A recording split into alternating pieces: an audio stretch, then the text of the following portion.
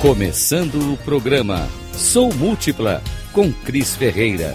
O poder de poder fazer escolhas. Rádio Cloud Coaching. Mulher não vota em mulher, mulher é inteligente.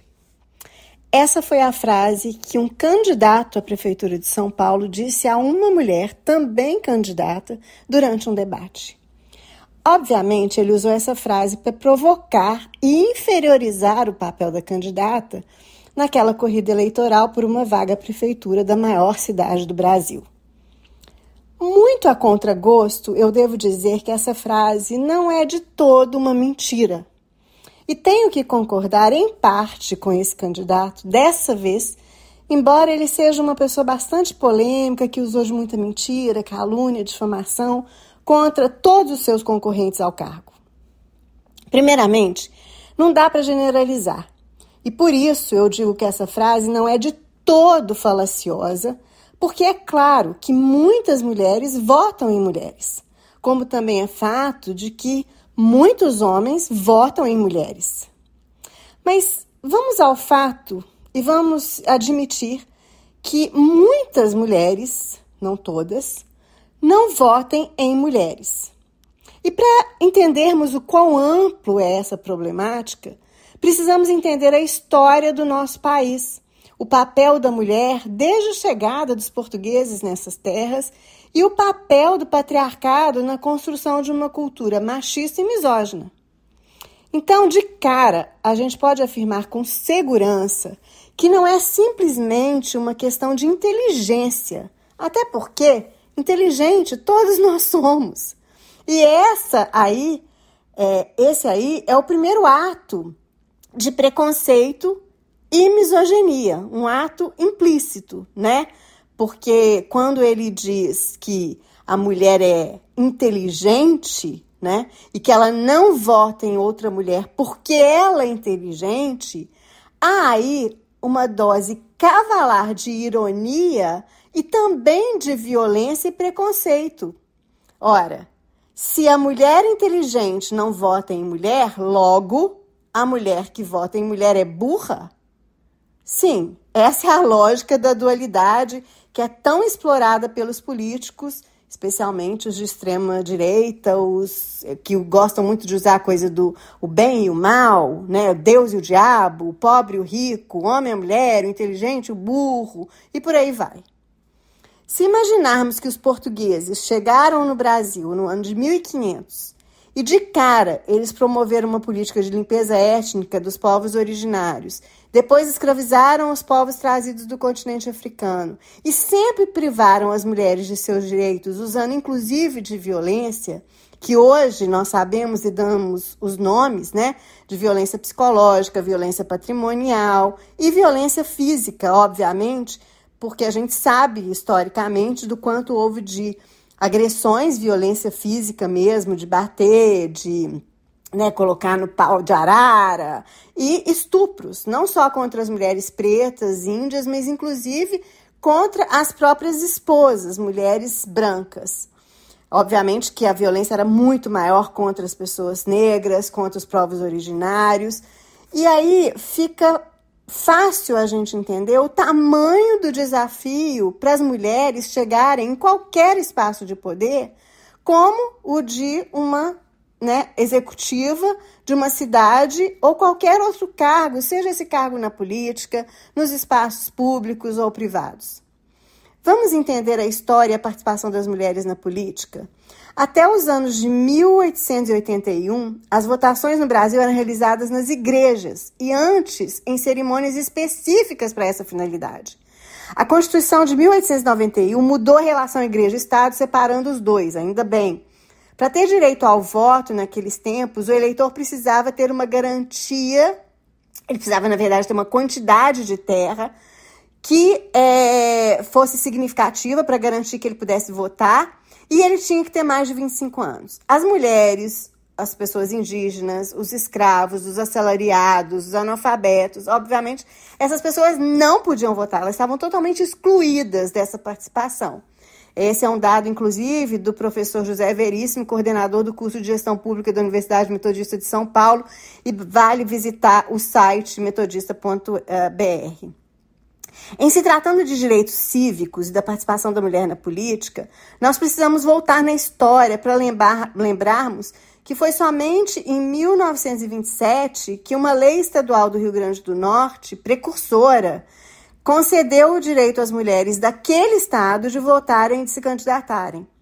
Luísa Alzira Soriano lançou sua candidatura à Prefeitura de Lages, no Rio Grande do Norte, pelo Partido Republicano, e ela recebeu 60% dos votos válidos, ok? Ela tinha, na época, 32 anos de idade, foi eleita a primeira prefeita do Brasil e da América Latina, mas ela ficou no cargo só por 2 anos, porque ela discordava do governo Getúlio Vargas.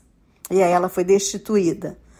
No Brasil, foi só em 1932, com o movimento das sufragistas, que as mulheres puderam votar, mas tinha uma série também de condições. Durante o período do golpe que tirou Vargas do poder em 1945, e esse período durou até 1951, quando Vargas voltou ao poder, vários partidos foram extintos e as eleições foram canceladas. Em 1956, Juscelino Kubitschek assumiu a presidência do país, seguido por Jânio Quadros, que renunciou 7 anos depois, dando lugar ao seu vice João Goulart, que não foi aceito pelos militares, e aí a gente sabe bem a história. Em 1964, o golpe foi dado, os militares tomaram o poder e durante 21 anos o Brasil ficou sem eleição diretas, né? E até quando veio, em 84, o movimento forte pelas diretas já, do qual eu tenho muito orgulho de dizer, eu era uma jovem, né, jovem ainda, não adolescente mais, né? Em 84 eu já estava com 17 anos de idade e participei ativamente das diretas já, indo para as ruas, pedindo pelas diretas já. E a gente teve, então, aí o primeiro presidente que tomou posse, e não tomou posse, na verdade, né? O primeiro presidente eleito, que foi Tancredo Neves, e ele faleceu no dia 21 de abril de 85, antes de tomar a posse, e quem tomou a posse no seu lugar foi José Sarney. Eu estou contando tudo isso só para a gente lembrar que na história recente desse país, foi só após a Constituição de 88 que nós, mulheres, tivemos assegurados, então, o nosso direito mesmo legítimo de votar e de participar como candidatas a cargos, né, seja no executivo ou no legislativo.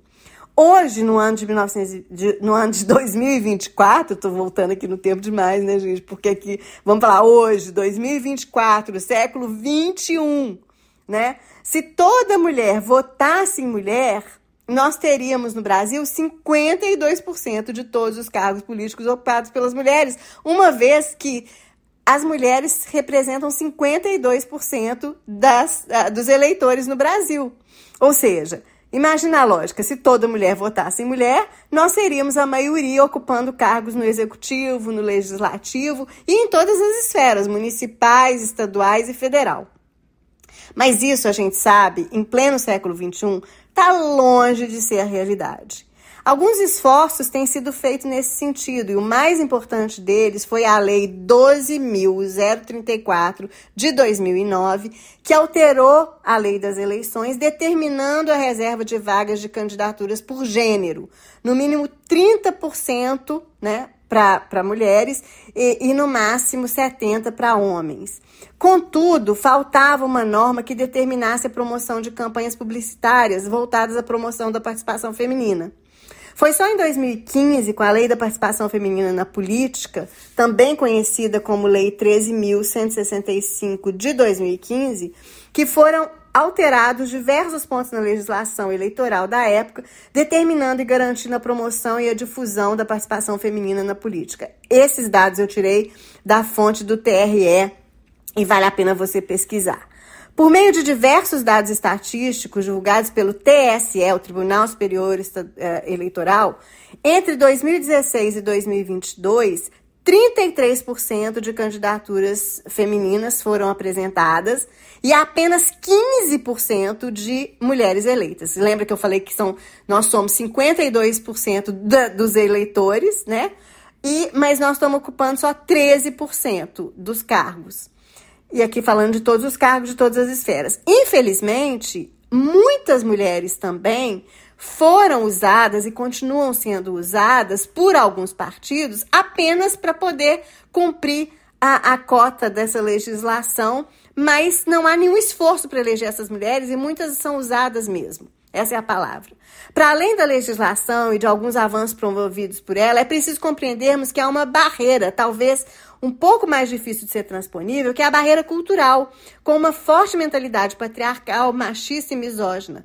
Se o acesso à educação só chegou para as meninas e mulheres em meados do século XIX, imagine que a educação política chegou muito mais tardiamente, se é que ela chegou mesmo para a maioria das mulheres no território nacional, e eu diria até para a maioria da população brasileira. Até meados do século XX, as mulheres precisavam de autorização dos pais para se casarem. Para trabalharem, elas precisavam de autorização do marido ou do pai, e elas não podiam sequer ter uma conta bancária. Obviamente que houve um tempo em que elas precisavam também de autorização para votar, e muitas votavam, e eu vou dizer, ainda hoje, infelizmente, muitas votam nos candidatos que são recomendados por um homem, seja ele o pai, o marido, o irmão, o chefe. Particularmente, eu acredito que é fundamental a representação feminina nos espaços de poder, seja no executivo, no legislativo, para os quais nós podemos exercer o nosso direito de votar. Porém, eu acredito também que seja fundamental conhecer profundamente o pensamento e as propostas dos candidatos e candidatas antes de fazermos uma escolha de gênero.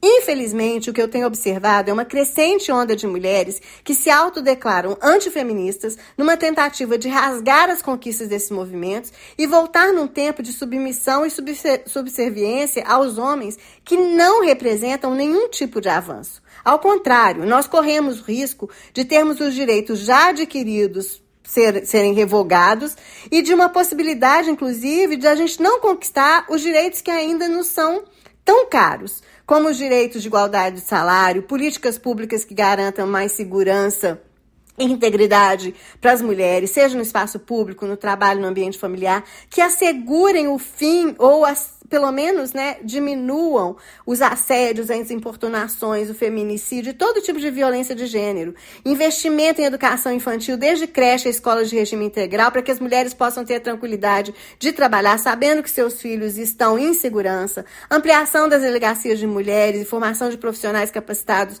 para acolherem, assegurarem que a Lei Maria da Penha seja cumprida, entre tantos outros, especialmente direitos ainda necessários para as mulheres pobres, negras, indígenas, lésbicas, trans. Mulher vota em mulher, mas mulher vota em pessoas, primeiramente, que estejam verdadeiramente comprometidas com as suas causas e a sua integridade física, moral, patrimonial e psicológica. Vote consciente, e se você gostou desse conteúdo, dá aqui o seu like, marca as estrelinhas, compartilha também com alguém e me siga nas redes sociais, sempre com @soukrisferreira.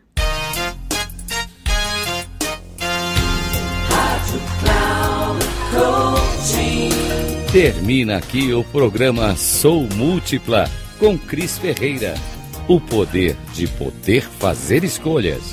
Rádio Cloud Coaching.